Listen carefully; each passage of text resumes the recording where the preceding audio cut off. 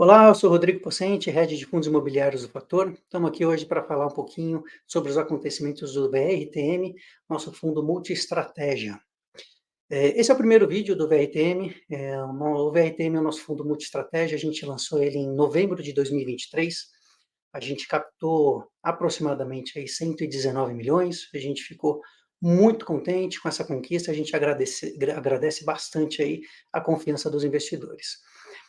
O VRTM é um fundo imobiliário da família Verità, e como um fundo multi-estratégia, ele busca uma diversificação de ativos entre CRIs, fundos imobiliários, FDICs, compra de ativos diretos, entre outros. Isso através de uma gestão ativa, que levará em consideração não só as características dos papéis comprados, mas também os aspectos macroeconômicos, e o fundo atuará num cenário amplo de crédito, investindo em CRIs e outros ativos, sempre, obviamente, buscando o melhor risco-retorno para o portfólio. Como alvo, o fundo vai buscar um spread aí relevante de crédito sobre o CDI, por meio de aquisição aí desses instrumentos e o recebimento de juro, correção monetária e principal ligados aí a diversos setores, inclusive o imobiliário.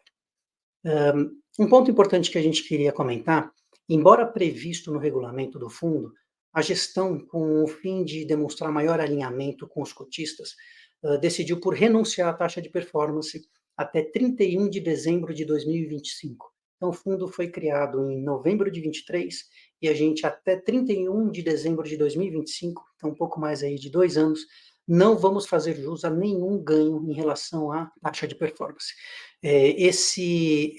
Essa renúncia foi formalizada via um fato relevante, publicado no dia 24 de janeiro, e o link para ter acesso a esse fato relevante está no nosso relatório. Então, se você puder acessar o nosso relatório, verá lá o link com o acesso direto a esse fato relevante. Basicamente, a gente está no segundo mês de alocação do fundo, né? Então, se a gente captou aí meados de novembro, a gente teve dezembro e janeiro para fazer as alocações, e para o segundo mês do fundo, de acordo com a projeção do material publicitário, a gente tinha projetado 33% de alocação em fundos imobiliários, 49% de alocação em CRIs, restando aproximadamente 18, 19% de caixa.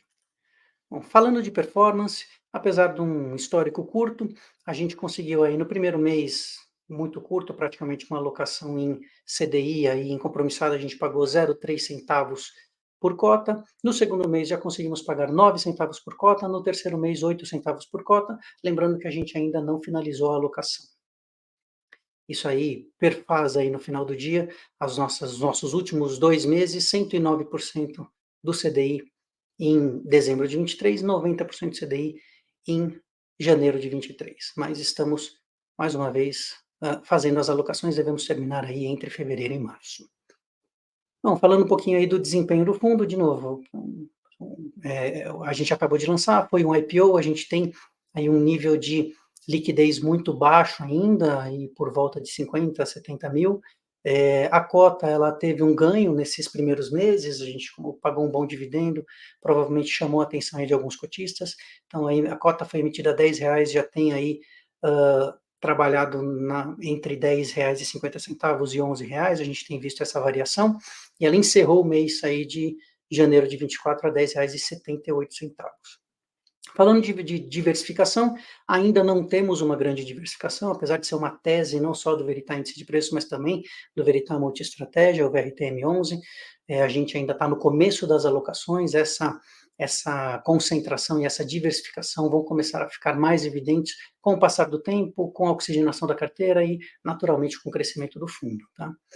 Falando aí em termos de divisão de indexador, a gente vai buscar um equilíbrio entre CDI e IPCA, o que hoje já é realidade, a gente tem aí 58,5% em CDI e 41,5% em IPCA, e tipos de ativo, basicamente já superando aí mais da metade do fundo em CRIs, ainda uma boa parte em caixa, e 9,33% em fundos imobiliários.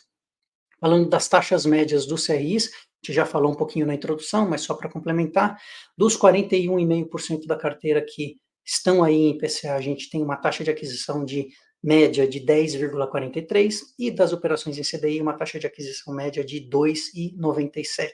Prazo médio da carteira muito curto, né, a gente ainda está conseguindo fazer alocações em operações com um duration ainda curto, então 2,2 anos de prazo médio. Bom, falando de mercados e tendências, a gente viu aí no mês de janeiro algumas tensões no mercado asiático, principalmente pela notícia aí da falência de uma das maiores construtoras da China, aí, a Evergrande Group. Aumentou um pouco o temor dos investidores aí, por uma contínua crise imobiliária na China, então algo que a gente vem acompanhando os reflexos aqui no Brasil. Nos Estados Unidos, o índice de inflação veio em linha com o que o mercado estava esperando, e aí levou mais uma vez a gente ter a expectativa de corte de taxa de juros lá nos Estados Unidos. Ainda está indefinido se vai ser mais breve ou vai demorar um pouquinho mais, e a gente aí está nessa expectativa. Esse dado influencia bastante o nosso mercado, uma vez que as taxas de juros lá se mantenham elevadas, o fluxo de recursos para o Brasil tende a diminuir, e aí fazendo, nesse sentido, fazendo menos preço aqui para a gente. No campo doméstico, sobre a inflação, a gente continua aí no campo positivo. A inflação divulgada aí de dezembro de 2023 foi de 0,56%.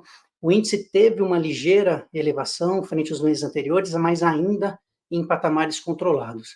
Essa elevação é benéfica para o mercado de fundos de recebíveis, já que a maioria dos CRIs são indexados a IPCA, principalmente o Veritá. Então, a gente vai ver esse reflexo de remuneração acontecendo nos próximos 2, 3 meses, porque os nossos CRIs, na sua grande maioria, têm aí a defasagem de 2 a 3 meses para que o rendimento, para que a inflação impacte o rendimento dos CRIs. Tá?